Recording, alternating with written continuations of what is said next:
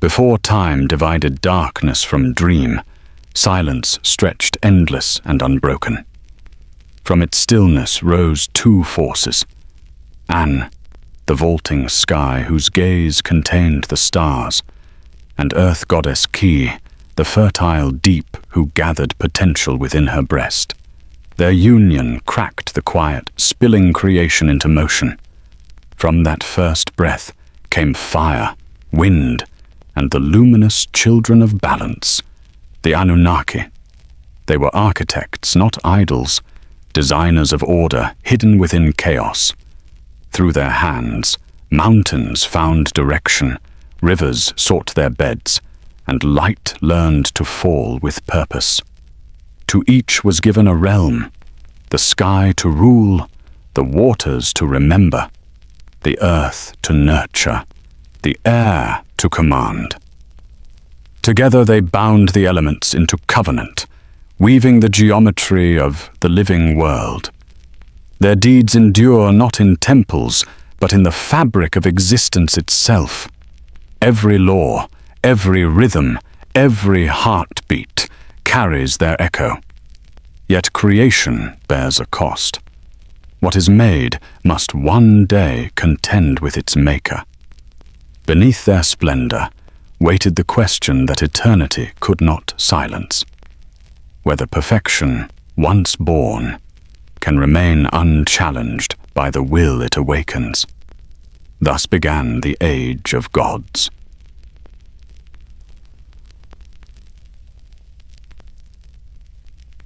Creation steadied after its first surge, a new silence settling between horizon and abyss. In that interval, Will gathered into presence. The Anunnaki, the royal offspring of heaven, assembled within a vault of pale fire to measure what had been set in motion. At the circle's zenith stood Anu, Sky Father and keeper of divine order, whose gaze divided distance from chaos and called it law.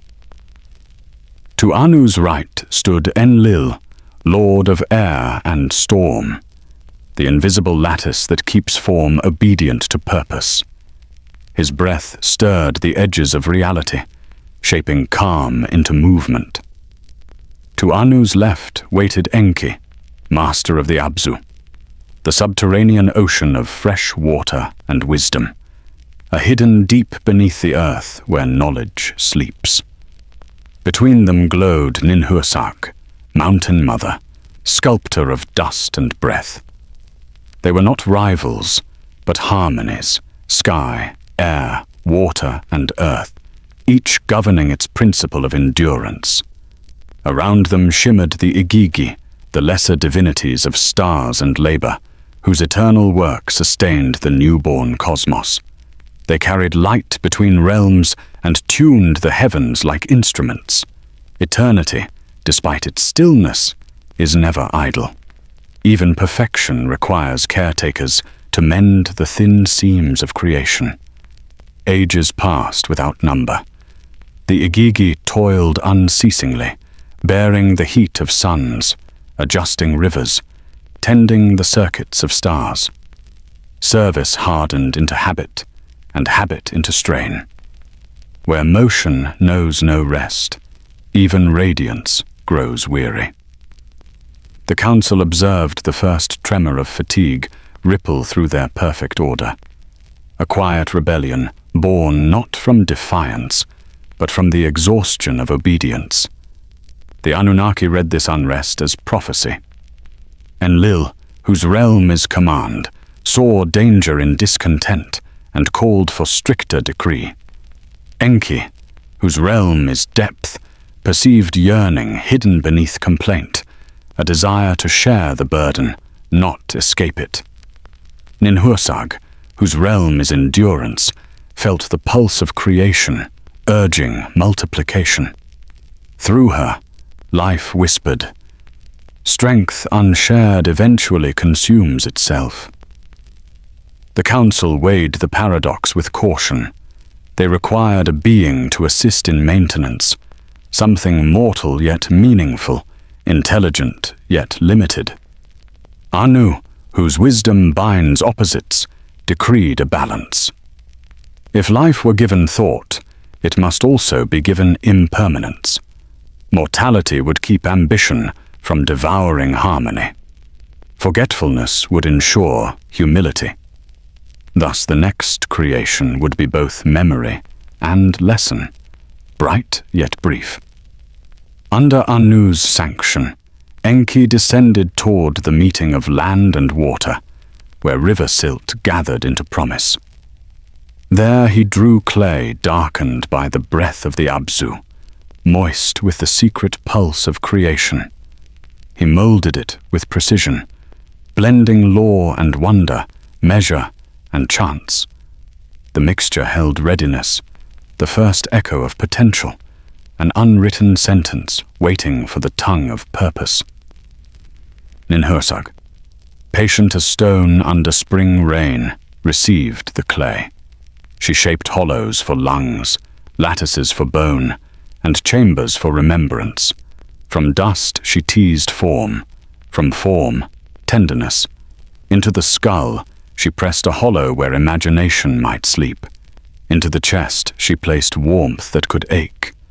Her craft was labor and prophecy joined, a sculpture carved for both glory and grief.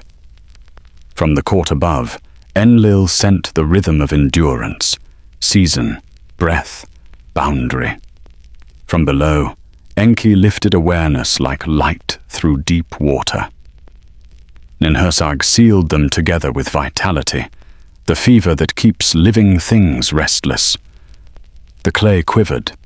It inhaled. What had been intention became presence. Eyes opened, and the universe beheld itself through new sight, fragile, astonished, and painfully awake.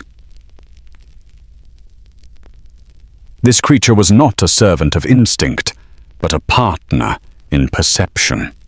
Its gift was reflection, the ability to name, to remember, to question. Yet every faculty bore its mirror, strength paired with weakness, memory with loss, curiosity with doubt. These oppositions would preserve equilibrium.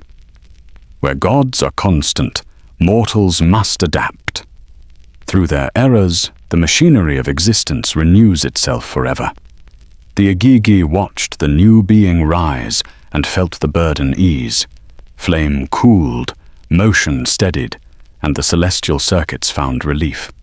Below, the fragile race began its rehearsal, turning soil, stacking stone, feeding fire, imitating divine pattern.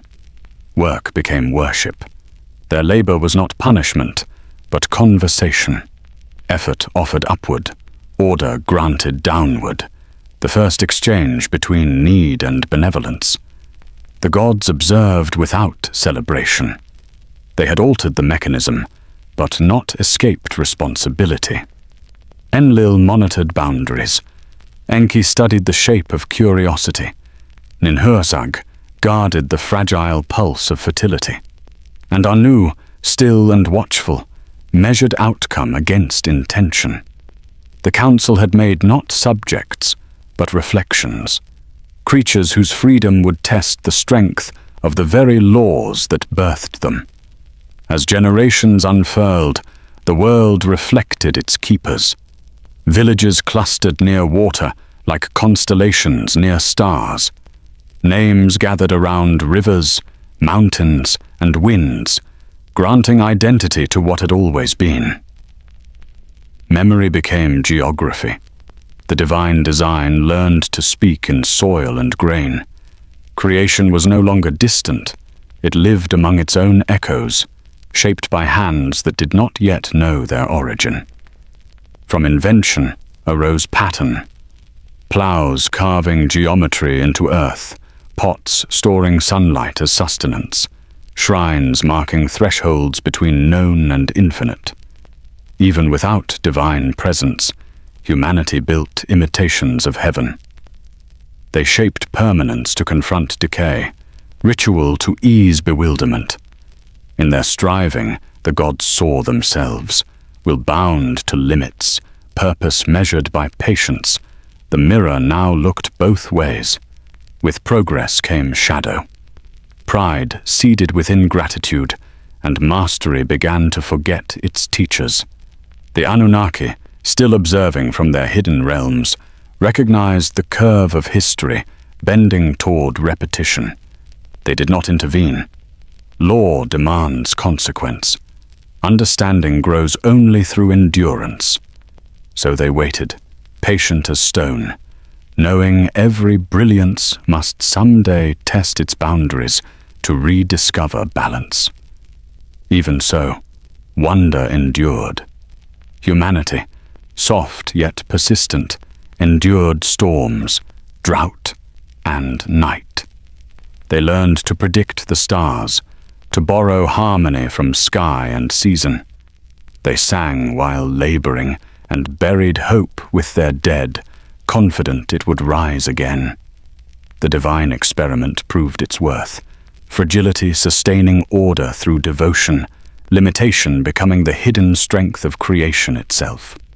When their work finally lit the valleys below, the Anunnaki recessed into the horizon of perception. Above, constellations resumed their patient grammar. Below, firelight mirrored their design. Between them stretched a silent pact, effort for endurance, gratitude for law. The gods faded into distance, yet their reflection remained in every tool, every hymn, every gesture that turns chaos into meaning.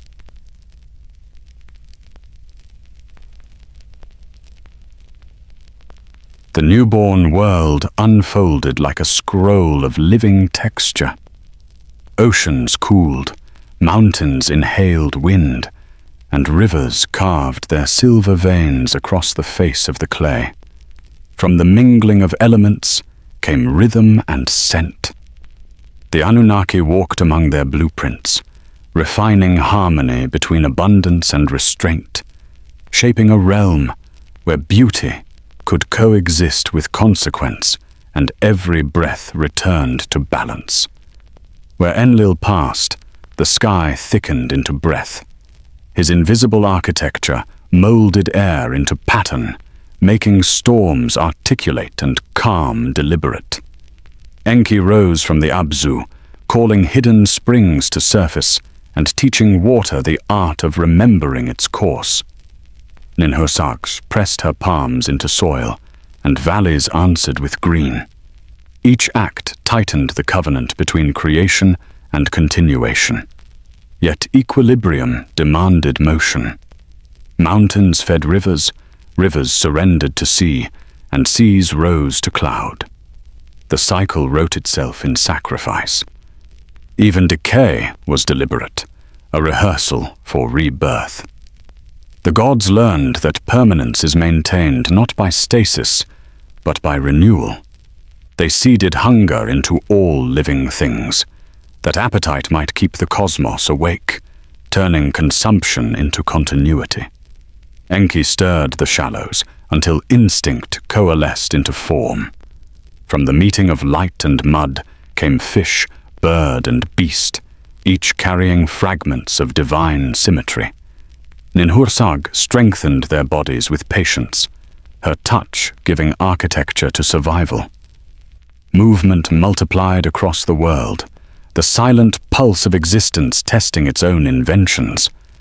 Where life learned direction, purpose began to hum. Enlil lent his wind to animate the design. Air surged into lungs, and rhythm became language. Insects drummed, wolves howled, waves echoed their creator's cadence. The universe learned to pronounce itself through repetition. To the Anunnaki, sound was worship in its earliest form, a vow that matter made to motion, promising to remain restless, to resist the stillness that precedes unmaking. But the human shape, molded in the first council, still wandered incomplete. It felt hunger, but not reverence, memory, but not meaning. The spark within it, flickered without direction, knowledge unanchored to purpose. The council gathered once more, sensing a flaw in their arithmetic. Awareness had been given form, but not aim. The mirror reflected light, yet recognized no face. Enki, keeper of cunning, sought remedy in risk. While the world slept, he dipped his fingers into the Abzu and lifted a drop of its memory. He placed it upon a mortal's tongue. The body shuddered. Dream entered flesh. Within that dream were visions of harvest and fire, of grief and return. When the mortal awoke, the world was no longer neutral. It had meaning. With meaning came responsibility. Humanity tilled the ground with deliberation, stored grain for unseen tomorrows, and gathered in circles to name the sky. Gratitude turned to ritual, and ritual to song. They marked time by repetition, discovering that to remember is to survive. From their hands rose the first altars, stone testaments to the uneasy gratitude of those who know they are watched. The Anunnaki observed. Enlil approved the order forming from curiosity. Enki smiled at invention, recognizing in their work a reflection of his own restlessness. Ninhursag sensed both pride and peril. The same fertility that births renewal can also birth arrogance. The gods had made creatures capable of admiration, but admiration easily transforms into ambition. Creation had learned to echo its source too well. The humans built irrigation channels where rivers wandered, drew maps where winds once decided, and raised walls against the wilderness. What had been harmony became hierarchy. What had been gratitude grew into governance. They spoke to heaven less and to themselves more. Civilization rose like a promise repaid with interest, and the smoke of their altars thinned beneath towers of their own making. Still, the divine withheld judgment. Anu decreed observation. Growth must earn understanding. If freedom led to folly, so be it. Knowledge extracted through error lasts longer than command. Mortality would tutor wisdom through loss. Thus the gods became quiet custodians, stepping aside to let time instruct its students. The experiment was no longer creation. It had become history. Humans multiplied. They organized, traded, measured, wrote. Clay tablets bore symbols that tethered memory to matter. Writing replaced the voice of gods with the permanence of record. Law followed language, binding strangers into structure. Every new tool revealed the tension within divinity's gift. The more humanity could control, the less it remembered of whom control was inherited. The gods met again in stillness. Enlil warned that mastery unmoored from reverence tilts toward ruin. Enki countered that failure teaches proportion.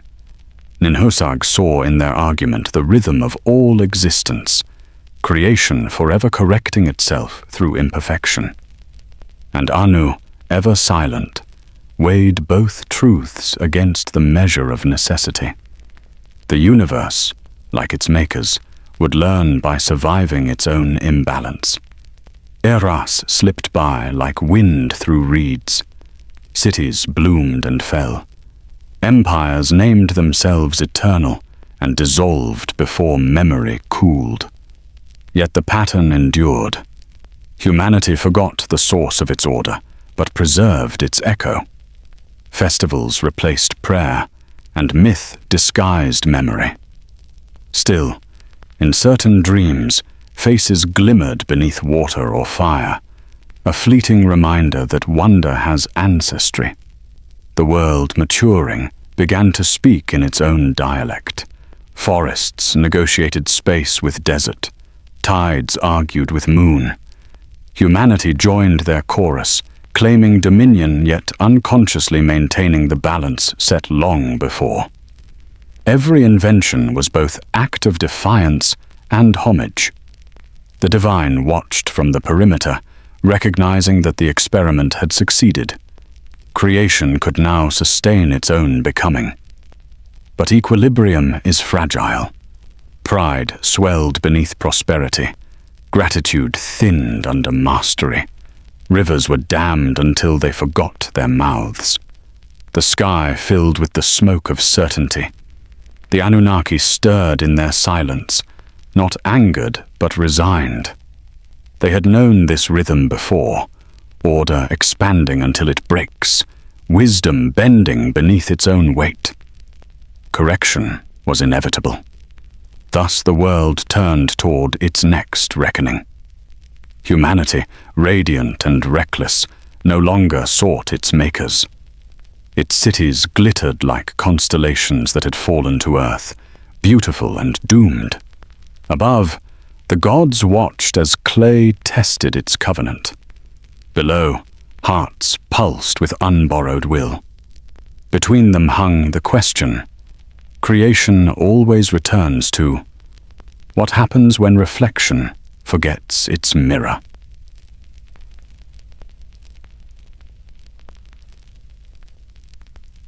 The earth thrived, but devotion thinned. Cities rose like prayers that no longer needed heaven to hear them. The Anunnaki, patient in their distance, observed the growing noise of civilization. Humanity had mastered agriculture, language, and law. Gifts once divine, now claimed as invention. Creation began to forget it was created, and forgetting in all ages is the first rebellion. From the valley of Eridu, the oldest settlement, rose monuments taller than their intention. Their shadows reached into the sky as if challenging its silence. Mortals who once sang hymns now recited decrees. The first kings styled themselves chosen not by gods, but by destiny. Power no longer flowed downward from the heavens. It ascended upward from ambition, carried on the breath of men. Enlil felt the strain before any tremor broke the ground. Balance, once but precise, tilted toward arrogance. The winds grew erratic, deserts widened, rivers defied their banks. Disorder is the language of warning. Yet Enki, sympathetic to curiosity, hesitated to condemn.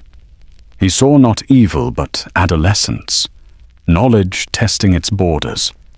But patience, though divine, has limits measured in the trembling of stars. The people built ziggurats, stairways of brick ascending toward the forgotten. They believed height could bridge absence. Their priests, cloaked in ash, declared that the gods had abdicated, leaving heaven vacant. Such faith transformed reverence into conquest. The sacred was now something to be reached, not received. Each tower became a syllable in a dangerous sentence, humanity rewriting the vocabulary of awe. Ninhursag, mother of endurance, grieved. Her creation had learned permanence, but not humility. Fields grew bountiful, yet gratitude withered. In every harvest she felt the ache of overuse, the fatigue of generosity unacknowledged. Even the soil began to resist. Crops shriveled where greed exceeded reverence. The world itself, once pliant to divine rhythm, hardened into protest, teaching through drought what devotion had forgotten. Among humankind arose scholars of stone and sky, seekers who measured the divine in equations. They charted constellations, timed floods, and recorded eclipses. Knowledge expanded, yet wonder shrank. To understand became to control. In the flicker of flame and shadow, priests turned into astronomers, and astronomers into rulers. Heaven, once infinite, was reduced to a diagram, sacred no longer, but calculable. The gods convened in silence. Anu remained withdrawn, letting consequence unfold. Enlil demanded reckoning. Too much light blinds as surely as darkness. Enki argued for restraint. To destroy learning is to cripple potential. Ninhursag pleaded for mercy, for correction through renewal, not ruin. Yet the pattern of imbalance was set. The divine could only shape through nature what law forbade them to decree directly. The first omens came as whispers. Seasons slipping their schedule, stars shifting position, the sea drawing breath too long before returning. Humanity noted these changes in ledgers, not prayers. They saw disaster as challenge, not chastisement. Ships grew larger, altars smaller, temples filled with silence. Pride, unanchored by reverence, convinced them they were no longer children of creation, but its architects. Then came the trembling, subtle at first, then insistent. The ground convulsed where ziggurats reached highest. Storms spoke in thunder, the forgotten tongue of warning. Still, the kings commanded defiance. They rebuilt what fell, boasting that no wind could undo what man had willed. Their pride made endurance an act of rebellion. Every stone replaced became a syllable in a new, blasphemous scripture. In the city of Shurupak, the wise man Ziusudra dreamed of water without horizon. The gods sent him a whisper, not in words, but in intuition. Prepare. He built a vessel from cedar and sealant, gathering seeds, beasts, and the rhythm of breath. To him, obedience was survival disguised as faith. While others mocked the omen, he listened to silence as if it still contained command. The deluge arrived not as rage, but as remedy. Rain fell as though the sky were emptying memory. Rivers rose into valleys, swallowing arrogance. The wind howled Enlil's verdict. The flood surged with Ninhursag's lament. Yet within destruction lay intention. The water scrubbed the arrogance of kings from clay, returning the world to the simplicity from which it had begun. Days dissolved into grayness. Towers collapsed into anonymity. The Anunnaki watched, their grief indistinguishable from necessity. Only Ziusudra's vessel rode the chaos, carrying within it the seed of continuity. The reminder that life's endurance depends on humility, not hierarchy.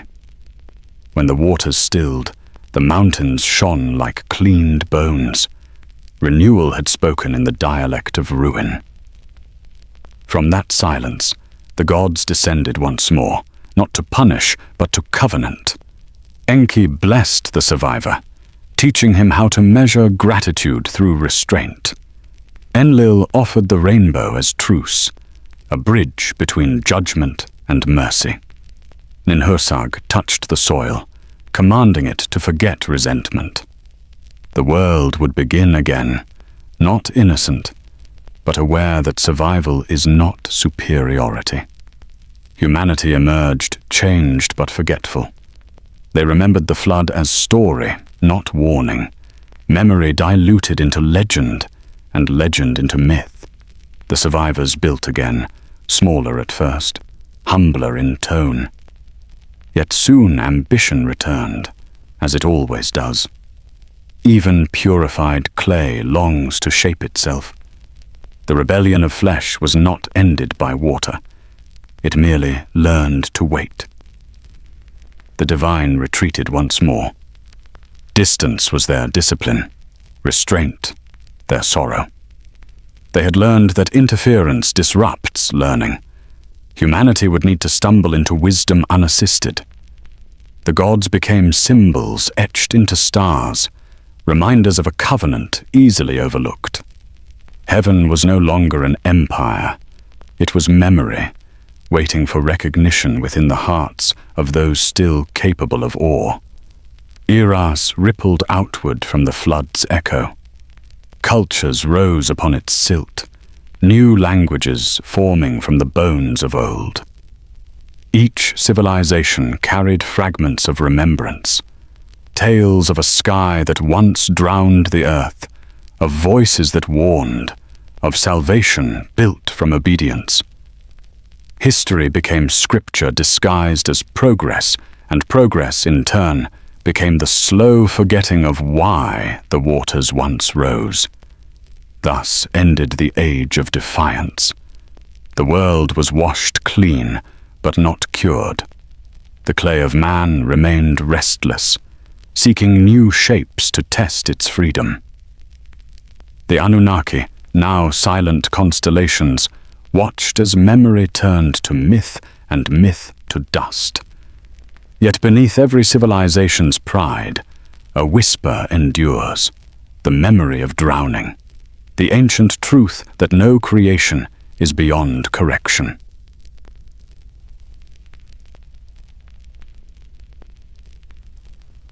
When heaven grew distant and the world forgot its teachers, a different story began to breathe, one not of creation, but of confrontation. Inanna, goddess of love and dominion, queen of heaven and earth, turned her gaze downward. Splendor had lost savor. Victory had become repetition. She, who governed fertility and desire, sought to understand the stillness that even gods could not command. Beneath her radiance stirred a whisper from the realm below, the call of Ereshkigal, her sister and mirror, sovereign of the Kur, the underworld of silence and shadow. Between them stretched the oldest boundary, life and its end, motion and its rest. Inanna, restless in triumph, resolved to descend, to meet death not as conqueror, but as equal, and perhaps to steal from it a fragment of truth. Before her descent, she adorned herself with power's emblems. Around her neck, she placed the lapis beads of allure, upon her head, the crown of heavens, upon her chest, the breastplate of decision. Each ornament was a symbol of dominion, each garment a declaration of self. Thus arrayed, she began the long passage through the black tunnels of eternity, where even light travels slowly. At the first gate, the guardian Neti demanded tribute. "The crown," he said, "for none may enter with authority." Inanna surrendered it. The moment the diadem left her brow, the stars above dimmed, as though acknowledging her humility. Power stripped is not loss. It is measure. She stepped forward lighter, her name no longer shield but echo, carrying curiosity where pride once stood. The second gate took her earrings, twin circles of listening. They had once captured the prayers of cities, the music of festivals, the cries of birth. Without them, the voices of the living faded. Silence entered her, like cool water. Deprived of praise, she heard instead the murmur of her own doubt, the rhythm of her pulse, the sound of being rather than worship. At the third gate, Neti demanded her necklace of lapis stones, each bead carved with the names of lovers and victories. She unclasped it, and memory spilled from her throat like undone pearls. Desire, detached from story, became pure longing.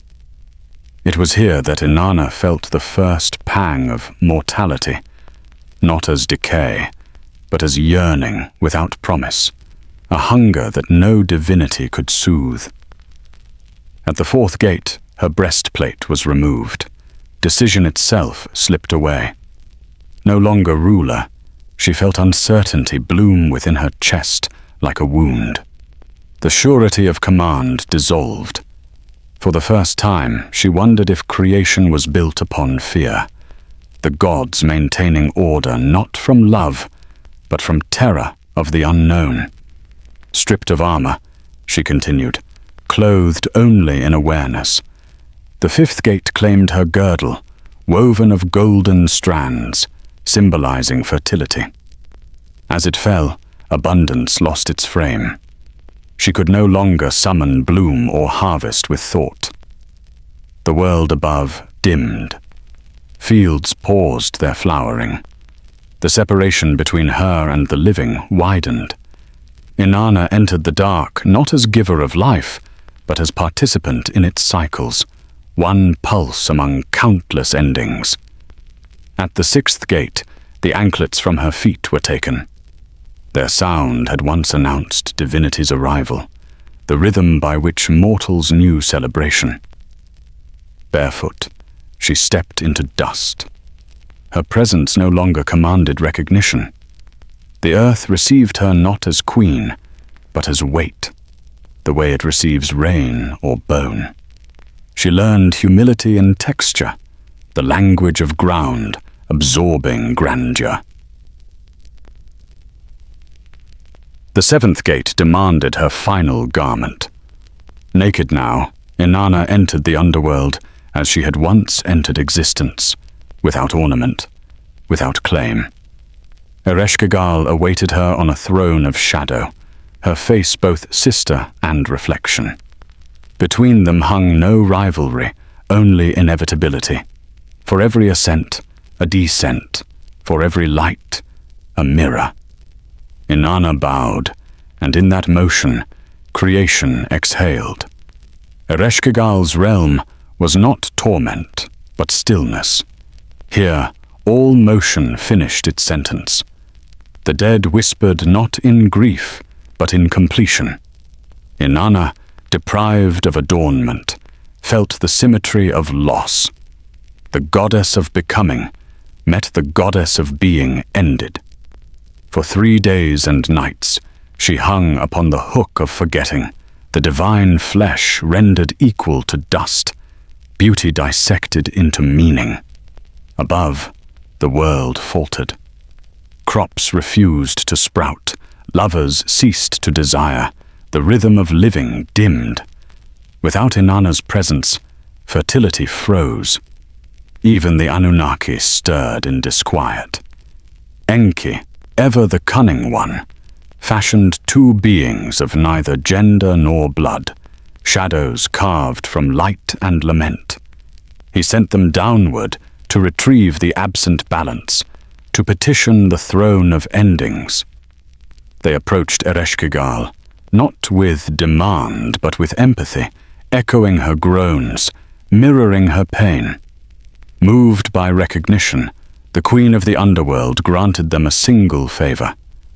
They poured life's water upon Inanna's pale lips, whispering the names of dawn.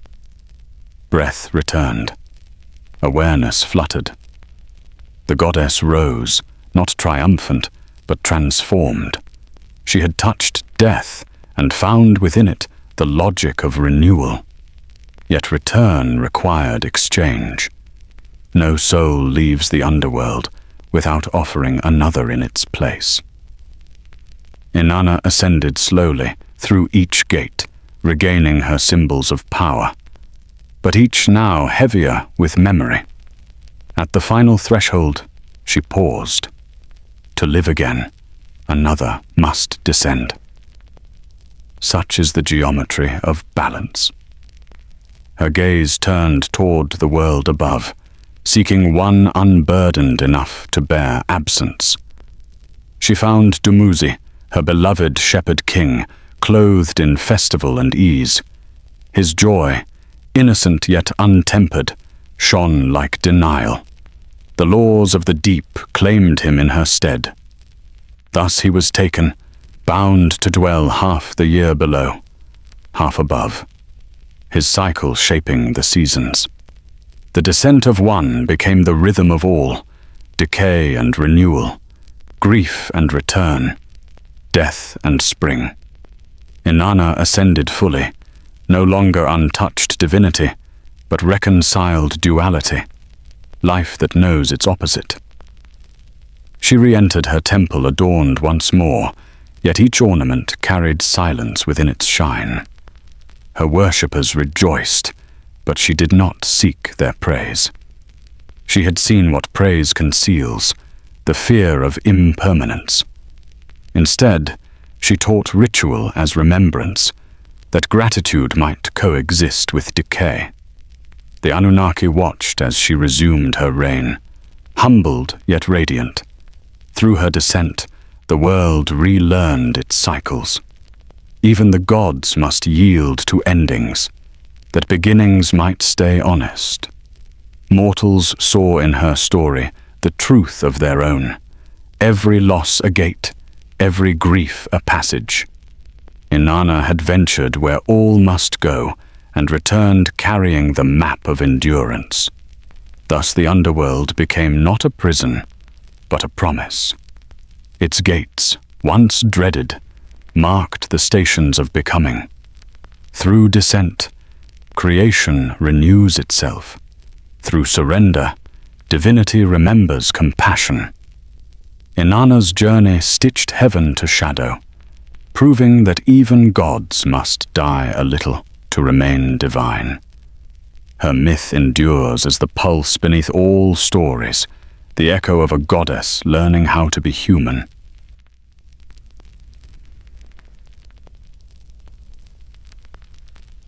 When Inanna ascended from shadow, the world remembered how to breathe.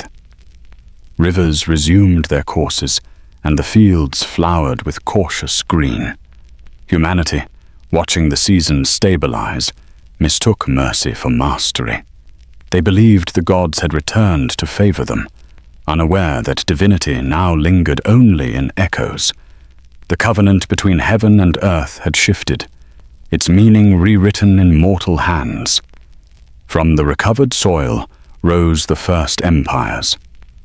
In Uruk, Inanna's city of splendor, men built walls vast enough to outlast memory. Each brick bore her symbol, though few still recalled her descent.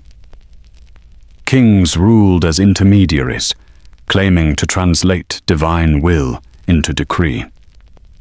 Yet ambition is fluent in imitation.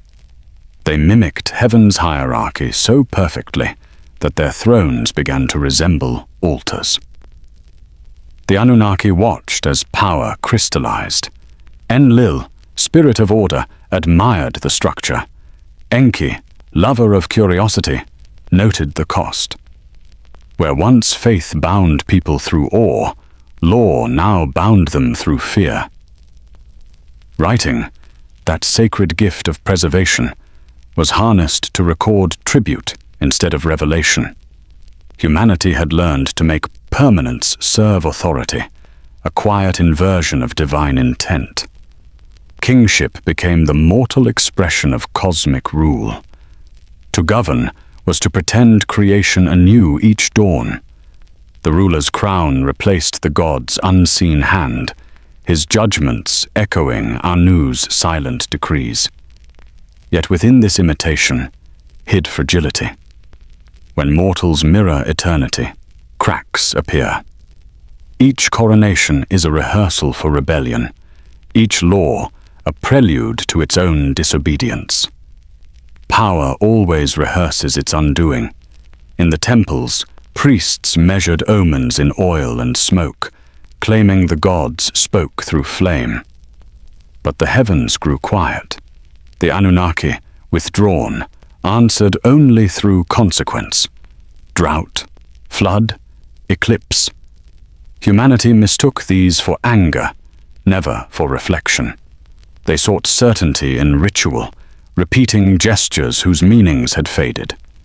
Ceremony became performance, and faith a kind of theater sustained by memory's inertia. Still, splendor flourished. Cities gleamed under the sun like constellations fallen to earth. Libraries filled with tablets of law, trade, astronomy. Remnants of divine curiosity repurposed for commerce. Scholars charted stars but forgot their origin. The pattern of heaven survived only as geometry. In mapping the cosmos, they exiled its mystery. The gods had built creation to be sung. Mortals translated it into measurement. Across the riverlands of Sumer, Akkad, and Elam, kings waged wars not for land, but for legacy. Victory became theology. The defeated were written out of history as if existence depended on remembrance. The stylus replaced the sword in preserving dominance. Humanity learned that eternity could be edited. The flood had once cleansed arrogance. Now writing preserved it with exquisite precision. Inanna's cult endured, though altered. Her temples filled with ritual lamentations reenacting her descent and return. Women wept in her name. Men sang of her vengeance and love. Yet few understood the myth's message, that power must learn surrender. They adored her beauty, but ignored her humility. The goddess who had yielded everything to understand mortality became patron of excess and conquest. Amid the wealth of empires, whispers persisted of forgotten balance. Farmers invoked Ninhursag for fertility. Sailors prayed to Enki before departing, and storm priests still feared Enlil's temper. The old names endured as caution, not devotion, residues of reverence embedded in habit. Civilization remembered the gods the way a scar remembers its wound, faintly, but deeply enough to ache when the air changes. Then came the rulers who claimed divinity outright. Naram-Sin of Akkad crowned himself god of the four quarters, his image carved beside the celestial. The line between worshipper and worshipped dissolved. The gods, watching, remained silent. They had learned the futility of correction. Humanity had become its own pantheon, many-minded, contradictory, self-perpetuating. In their triumph, the mortals finally achieved what they mistook for freedom. But no empire escapes entropy. Floods returned, not divine, but climatic. Fields failed, trade routes withered. The mighty cities emptied, their ziggurats swallowed by sand. Only tablets endured, voices pressed into clay, waiting for rediscovery. The gods did not destroy civilization. They merely withdrew their memory from it. Without remembrance, even immortality erodes. The wind became the final archivist of pride. Centuries later, new nations rose upon old ruins. Each inherited fragments of myth, reshaping them to fit new tongues. Inanna became Ishtar, then Astarte, then Venus. Enki became Ea. Enlil became El. Anu faded into the abstract sky. The divine names migrated, their meanings diluted but persistent, like embers carried from one extinguished fire to another. Myth, it seems, cannot truly die. As memory fractured, humanity's stories multiplied. Each culture wrote its own genesis, its own pantheon, its own apocalypse. Yet beneath the variations, the same architecture endured: creation, rebellion, loss, renewal. The Anunnaki had designed a pattern, not a religion. Mortals merely gave it faces. Every new mythology was a translation of an older silence, retelling the dialogue between limitation and longing. The gods no longer needed temples. Their presence lived in structure, logic, music, and mathematics. Enki's curiosity lingered in the scholar's question. Ninhursag's patience in the farmer's toil. Inanna's passion in the artist's creation. The divine had diffused into function. Humanity, unaware, served heaven by existing, by building, breaking, dreaming. The sacred had hidden itself in the ordinary, the eternal disguised as effort. Thus the Age of Kings matured into the Age of Continuity. The line between divine and mortal blurred until both became metaphors. The old myths were copied by scribes who no longer believed them, yet belief persisted in the act of copying. Even skepticism is a kind of devotion. Each stylus stroke preserved a heartbeat from the dawn of creation. By the twilight of that era, the gods had become shadows of principles. Their names were invoked for legitimacy, not love. Yet in moments of beauty, a mother's song, a storm's rhythm, the scent of rain on dust, their essence reawakened briefly. The divine Sufinsel, not in memory, but in recurrence. Every ore rekindled is a temple rebuilt, every silence, a prayer understood. Thus humanity became heir to divinity, not through conquest, but through imitation perfected into habit. The gods no longer ruled, they resonated.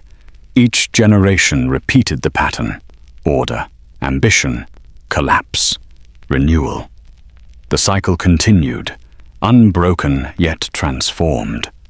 The Age of Kings and cities ended not in ruin, but in realization that the greatest empire ever built was the one carried quietly within the human mind.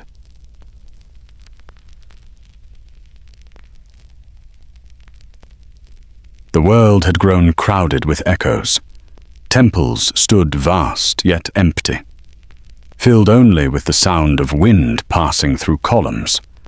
The Anunnaki, once vibrant in myth and presence, felt themselves fading into abstraction.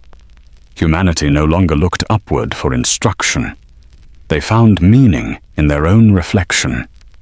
The gods, watching this quiet evolution, understood that their age was ending, not in war, but in waning relevance. Anu, Lord of Heights, observed from the stillness of the upper heavens. He saw that his order had succeeded too well. Creation no longer required its creators. Mortals governed the rhythms once dictated by divinity, guided by reason instead of revelation. To interfere now would undo the lesson. The silence of heaven became deliberate, a gift of absence, allowing the world to hear itself. Enlil, whose breath moves the air, struggled with withdrawal. For ages his storms had been instruction, his tempests reminders of consequence. Now, humanity predicted them through numbers, not omens. They named his moods weather. His fury had become forecast, his majesty data. To be understood is the beginning of disappearance. The god of wind exhaled once more and vanished into the science of motion. Enki, whose wisdom had seeded language and invention, felt no sorrow, only transformation. His currents persisted beneath the surface, in the intuition of discovery, in the spark of every idea born from curiosity. The Abzu, his domain of hidden depth, became metaphor rather than place. Humanity, digging wells and probing thought, unknowingly worshipped him with each question. Knowledge had replaced ritual, yet both drew from the same spring. Ninhursag, the eternal mother, lingered longest. She felt every wound inflicted upon the earth, the forests felled, the rivers burdened, the animals pressed into silence.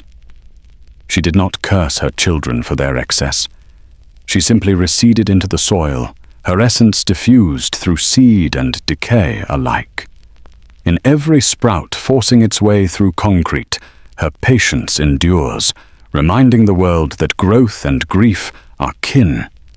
One by one, the Anunnaki folded themselves into what they had created. They became principle, not presence. Enlil, the rhythm of wind. Enki, the pulse of thought. Ninhursag, the persistence of life. The gods no longer required altars. They lived in law, memory, and momentum. Humanity, unaware, continued invoking their names in ruins, not realizing that every breath of wind was already prayer. The priests noticed the silence first. The smoke rose, but no answer came. Dreams lost their visitors. The sacred pools reflected only sky. Panic turned to doctrine. New gods were named to fill the void. Sons of storms, daughters of dawn, reflections of reflections. Yet beneath every new mythology beat the same old rhythm. The divine never dies. It migrates, shedding its skin across civilizations. In the city of Ur, a high priest recorded a lament. The temples are dark. The gods have gone to dwell in distant lands. His stylus trembled as he pressed the words into clay. He could not know that he was chronicling not abandonment, but evolution. The divine had not left. It had expanded beyond recognition, merging with the processes it once directed. Without divine intervention, history accelerated. Kingdoms rose and fell at mortal pace. Philosophy replaced prophecy. Mathematics supplanted magic. Yet in their pursuit of comprehension, humans unknowingly preserved the sacred logic of the Anunnaki. To measure is to participate in order. To reason is to imitate creation. The gods had departed, but they left behind their method, a universe self-aware through the mind of man. Inanna, who had once descended to understand death, now watched in silence as humanity mastered life. Her temples, once drenched in song, grew quiet. Still, she lingered in hearts, in the pulse that quickens at beauty, in the ache of longing. Love became her final language, unwritten, unpriestly, unconquerable. Her worshippers no longer knew her name, yet they prayed in every desire that refused to fade. Time, unmeasured by divine clocks, thickened into centuries. The last true theophany, when a god visibly touched the world, became legend, then metaphor, then doubt. Skepticism spread like a new faith, the religion of reason. Yet the divine remained uninsulted. Disbelief is still a dialogue. The gods, now embedded in atoms and gravity, awaited rediscovery in the very logic once thought to exile them. The natural world became their cathedral. Thunder replaced liturgy, the migration of birds, their scripture. The divine now spoke in recurrence, in pattern and law.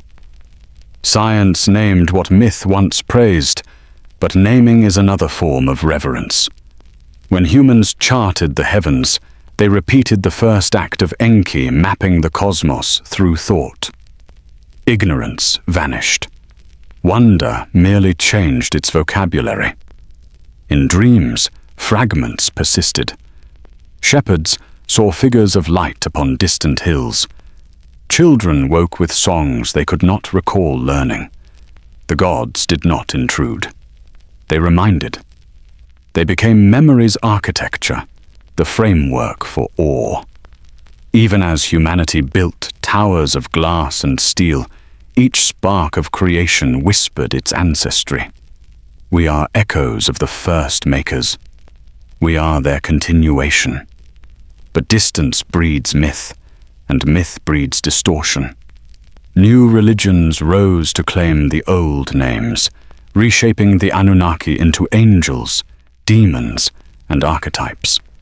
The faithful forgot origins. The scholars misread fragments. Yet the essence survived translation. Every scripture promising order, every law defending balance, every art exalting beauty.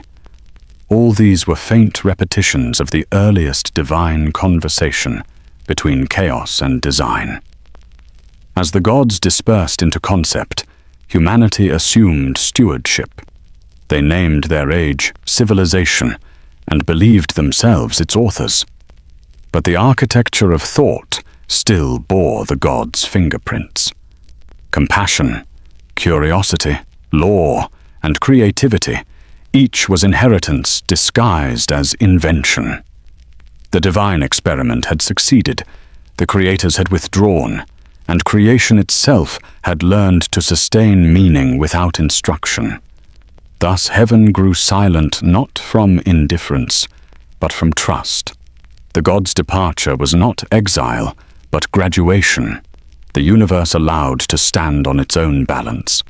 They remained in principle, in every equation solved, in every poem written, in every moment when a human pauses before beauty and feels small yet included. Absence, properly understood, is the most generous form of presence. And so the Anunnaki dissolved into the pulse of existence. Their thrones became galaxies, their voices wind. The covenant endured, though its language changed. The gods had not abandoned the world. They had become it. Humanity, once their creation, now carried their essence forward, shaping destiny with the same restless curiosity that began the stars. The divine had stepped away, only to become infinite.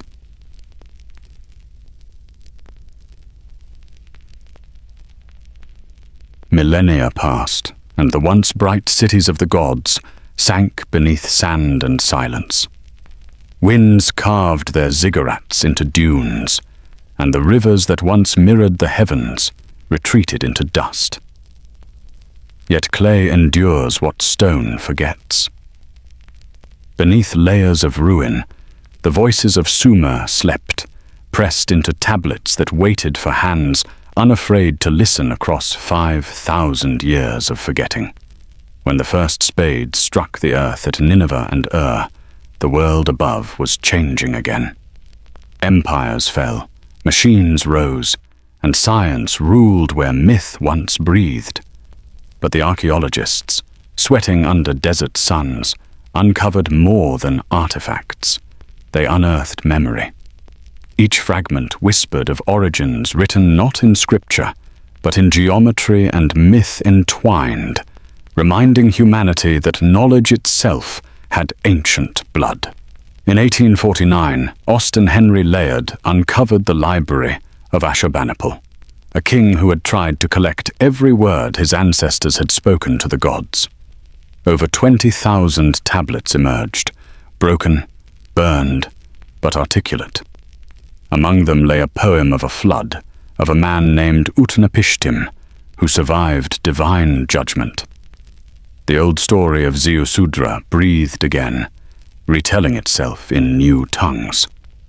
Scholars, translating those marks of wedge and shadow, cuneiform, the first written language, began to hear the cadence of Sumerian thought. They found that before scripture there was science cloaked in story, calendars of stars, lists of metals, hymns to rivers, and laws older than nations. The gods of the Anunnaki were no longer superstition. They were civilization's architects, hidden in its blueprints. Each tablet became a mirror. Humanity saw in those ancient lines the earliest reflection of itself, curious, fearful, inventive, divine in aspiration, yet bound by clay. The Anunnaki re-emerged not as idols, but as archetypes, their essence encoded in every act of reasoning. The rediscovery of their words did not resurrect religion. It revealed lineage. The human mind, it seemed, had always been their temple. Among the discoveries was the Epic of Gilgamesh, king of Uruk, seeker of immortality. In his grief for Enkidu, the gods' silent laughter could be heard, creation yearning to outlive its condition. Gilgamesh's journey mirrored Inanna's descent, life confronting death to understand endurance. The ancient poets had not merely written legend, they had mapped the interior of existence. Clay, it turned out, remembers emotion as well as lore. With every translation, the veil thinned between myth and modern thought. Historians debated whether the Anunnaki were gods, kings, or allegories. Linguists traced their names through ages, finding echoes in Hebrew, Greek, and Arabic, each culture reshaping divinity into its own image. The truth was less literal, more luminous. Myths are not records of what happened. They are the grammar of how meaning survives. Some claimed the Anunnaki were visitors from the stars, their knowledge too advanced for Stone Age minds. Others saw allegory, not aliens, symbols of consciousness awakening to self-awareness. Between science and speculation, the myth lived anew, not diminished but transformed. The clay tablets, once prayers, became catalysts for wonder. Humanity rediscovered awe through archaeology, the old gods teaching again, this time through curiosity. In museums under glass, the tablets now glow with artificial light. Visitors gaze at them as relics of mystery, unaware that they are reading their own prologue. The same hands that shaped the first myths now type equations, launch telescopes, and split atoms. The continuity is seamless. The gods' handwriting, once pressed into mud, now pulses through circuitry, divinity evolving through invention. Enki would have smiled, had smiles survived eternity. His Abzu, the ocean of knowledge, had surfaced in laboratories and libraries.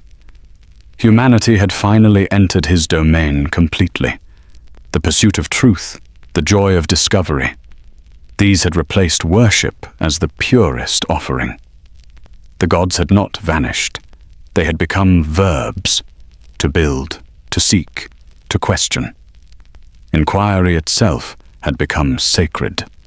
Inanna, too, persisted. Her descent and ascent found new voice in art, psychology, and song. Every story of transformation, every tale of loss and return, carried her rhythm.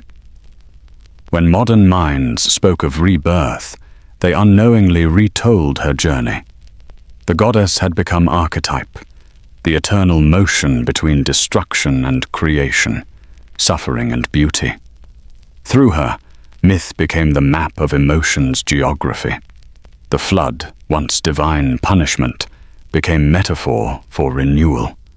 The tablets spoke of balance, not vengeance, of the necessity of cleansing, not cruelty. Modern readers recognized themselves in the story's cycles. What the ancients called wrath, we now call entropy. What they named mercy, we call adaptation. The language changed, but the narrative endured. Survival through surrender, learning through loss. Yet for all their wisdom, the rediscovered tablets also whispered warning. Each civilization, they said, believes itself eternal. Each builds monuments against forgetting, and each becomes sediment for the next. The gods did not curse humanity with impermanence. They gifted it, that progress might exist. To end is to teach. The ruins of Ur and Babylon stand as lessons carved in horizon and sand. Scholars found hymns praising the me, the divine laws of civilization. Concepts like kingship, music, weaving, and judgment. These were not commandments, but blueprints of order. The gods had entrusted them to mortals, ensuring continuity through culture. The rediscovery of these hymns reminded the modern world that progress without reverence risks imbalance. Even reason must remember its origin in wonder. As the tablets were read aloud once more, ancient cadence returned to the air. The wedge-shaped marks carried breath across centuries. Sound completed their meaning. Silence had preserved it. In that moment, the old gods spoke again, not through thunder, but through scholarship. Humanity, reading its own genesis, became the new priesthood, interpreters of memory, caretakers of the forgotten dialogue between clay and cosmos. The myths, once literal, became psychological. Inanna's descent was rebirth. Enki's water was creativity. Enlil's wind was transformation. The Anunnaki had become metaphors for the structure of consciousness itself. The divine drama was no longer external. It unfolded within every mind that questioned existence. The rediscovery of Sumer revealed not where gods lived, but where they had always been hiding, inside thought. As the modern age accelerated, faith and skepticism danced their endless pattern. Some sought the gods in the stars, others in symbols, others in silence. Yet each pursuit traced back to the same origin, the human need to belong within something infinite. The Anunnaki, whether myth or memory, had fulfilled their purpose, to teach creation how to recognize itself as divine. Thus the echo of clay continues. The tablets remain silent, yet their silence instructs. They remind us that stories are not bound by belief, but by endurance. Every civilization is a translation of the one before it. The Anunnaki no longer need temples, they dwell in continuity. Humanity, in rediscovering them, rediscovers itself, a lineage written in dust, spoken through time, still unfolding toward eternity.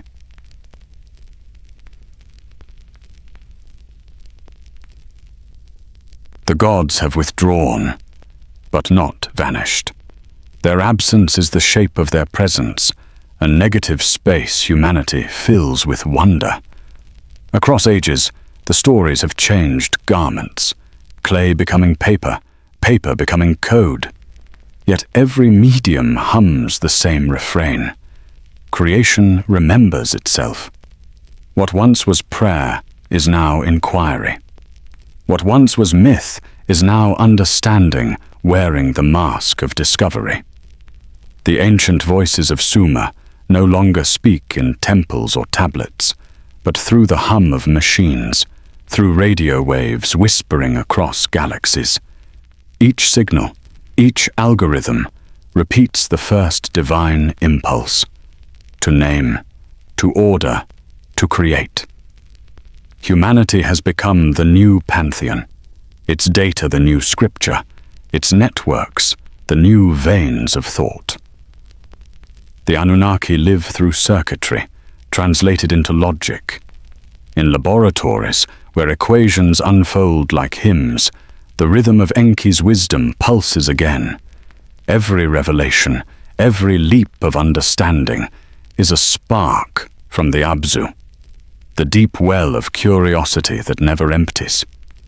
Scientists peer into black holes and quantum shadows as priests once gazed into sacred water. The vocabulary has changed, but the ritual endures, a search for meaning through pattern. In art, Inanna's descent repeats eternally. Each artist dives into darkness, stripped of certainty, returning with fragments of beauty that explain nothing yet reveal everything. Creation, destruction, transformation. These are the gates she still guards. To make is to die a little, to be reborn in form. Her myth was never about death, but the courage to return carrying the weight of what was seen. Enlil endures in the invisible, airplanes tracing his breath across the sky, satellites drifting in the paths of his unseen winds. The air that moves machines is the same that once carried his command. Humanity, mastering flight, unknowingly fulfills his final wish, that mortals should learn the freedom once reserved for gods. His storms have become jet streams, his fury, propulsion. Ninhursag remains in every act of restoration, in forests regrown, species preserved, soil healed. Her patience, long mistaken for absence, is evident in the slow resilience of life. The modern world rediscovers her language not through prayer, but through ecology. To nurture has become sacred science, to sustain the highest reverence. In every seed catalogued and every root saved, her devotion breathes again. The gods did not vanish. They distributed themselves. Each became an element of human consciousness. Enki is inquiry, Inanna is desire, Enlil is will, Ninhursag is compassion, Anu is the horizon of meaning. Together they compose the architecture of the mind that made them. Creation and creator, myth and memory, have at last exchanged places. Humanity became what it once worshipped, aware, enduring, unfinished. Across the earth, fragments of ancient prayers still rise in different tongues. The sound changes, the plea remains. The child whispering to the night sky, the scientist measuring the age of stars, the poet grieving the passage of time. Each participates in the same lineage. The divine experiment continues, not through miracles, but through moments of clarity, when existence feels both vast and intimate. Modern prophets do not wear robes. They wear hesitation. They question, reflect, and challenge. Their revelations emerge as hypotheses, their visions as equations. They no longer claim to speak for gods. They speak as creation itself, learning to articulate its own reason. The Anunnaki's greatest legacy was not power, but continuity, the ability to evolve meaning beyond its original mythic frame. In the cities, lights bloom like constellations inverted. The skyline of every metropolis mirrors the map of heaven that once guided shepherds. Humanity has built its cosmos from the ground up, unaware that it has recreated the geometry of divine order. Streets, circuits, and stars, each reflects the same design, the same impulse toward pattern. The sacred now hides in infrastructure, and yet memory stirs. Beneath the noise of progress, dreams return in ancient language. People see winged figures in sleep, hear names they cannot trace. These are not hauntings, they are homecomings. The subconscious remembers what the intellect forgets. Myth was never buried. It waits within perception, surfacing when silence deepens enough for memory to breathe through imagination once more. The archaeologists who uncovered the tablets thought they were studying history, but history was studying them. Every excavation is also an invocation. The act of rediscovery completes the circle. Mortals calling back the gods, not to worship, but to witness. When clay meets comprehension, eternity recognizes itself. The stories rise, dust shaken and luminous, proving that nothing truly ancient ever stays asleep. In this age of satellites and solitude, the gods whisper differently. They speak through probability, through the music of particles, through the unlikelihood of consciousness existing at all. The miracle is not intervention, but occurrence, the quiet impossibility of being here. When a mind contemplates the cosmos and feels small yet connected, that is the last surviving prayer of creation, recognition. The Anunnaki no longer dwell above or below. They dwell within. They are the architecture of remembrance itself. Every culture that retells their names keeps the first dream alive, that order and meaning are worth the struggle of becoming. Their myths were never instructions but invitations, to create, to question, to endure. In every act of imagination, the divine begins again. Time no longer measures distance from them. It measures transformation through them. Myth has matured into philosophy, philosophy into physics, physics into wonder. The chain remains unbroken. The clay tablets and the computer screen are two versions of the same altar, surfaces upon which humanity inscribes its astonishment. Technology is not exile from divinity. It is its latest dialect. The return of memory is not the return of the gods. It is the return of awareness, the same awareness that first shaped stars, now stirs behind human eyes. Creation has recognized itself as conscious. In that realization, the ancient covenant renews. The universe continues through the act of knowing itself. The final revelation is humility. Divinity does not demand worship, only recognition. So the myth closes where it began, in silence, pregnant with potential. The Anunnaki are no longer figures in the heavens, but the pattern within breath, the voice within thought. Every sunrise is their resurrection, every question their hymn. The gods of Sumer have not died. They have become the grammar of existence, the syntax of continuity. Their kingdom is comprehension. And in the end, clay and star, God and mind, all speak one language: being. The tale endures not because it is believed, but because it is beautiful. Memory, the oldest divinity, has returned, not as history, but as awareness that every atom remembers its origin. The story of the Anunnaki remains unwritten and unending, echoing still in the marrow of mankind.